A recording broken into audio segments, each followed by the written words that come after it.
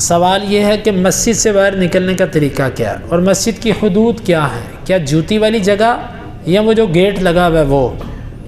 تو دیکھیں، اصل تو اگر آپ بنیاد کو دیکھتے ہیں تو جتنی جگہ مسجد کے لیے خریدی گئی، وقف کی گئی، وہ ساری مسجد ہوتی ہے۔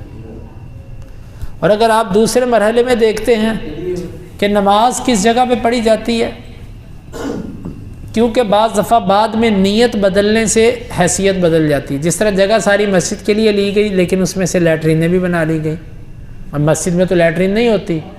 اسی طرح آگے رہائشیں بھی بنا لی گئیں، دکانیں بھی بنا لی گئی جس پہ کاروبار ہو رہا ہے، حالانکہ مسجد میں کاروبار نہیں ہوتا۔ تو حیثیت نیت کے ساتھ بدلتی بھی ہے۔ اس صورت میں یہی ہے کہ آپ جوتے والی جگہ سے ہی دعا پڑھ لیں۔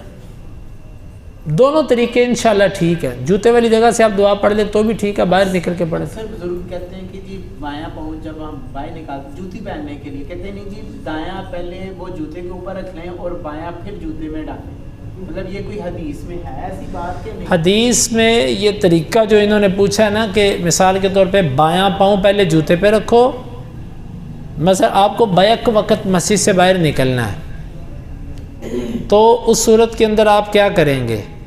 آپ اگر بایاں پاؤں مسجد سے باہر نکالتے ہیں تو آپ کو جوتے میں بایاں پاؤں پہلے داخل کرنا پڑے گا، اور اگر آپ دایاں پہلے نکالتے ہیں تو آپ نے یہ ایک عمل ایسا کر دیا کہ جو درست نہیں ہے، کیونکہ بہترین جگہ سے آپ نکل رہے ہیں تو آپ کو بایاں پاؤں پہلے باہر رکھنا ہے۔ تو اس صورت میں یہی ہے، حدیث تو نہیں ہے لیکن یہ مسئلہ انشاءاللہ ٹھیک ہے کہ آپ بائیں جوتے کے اوپر اپنا پاؤں رکھ دیں، پھر دایاں نکالیں اور دایاں پہنیں، اور پھر دونوں سنتوں پہ عمل ہو جائے گا۔ اس طریقے سے اگر آپ اس طریقے کو اختیار نہیں کرتے پھر دو سنتوں پہ عمل نہیں ہو سکتا۔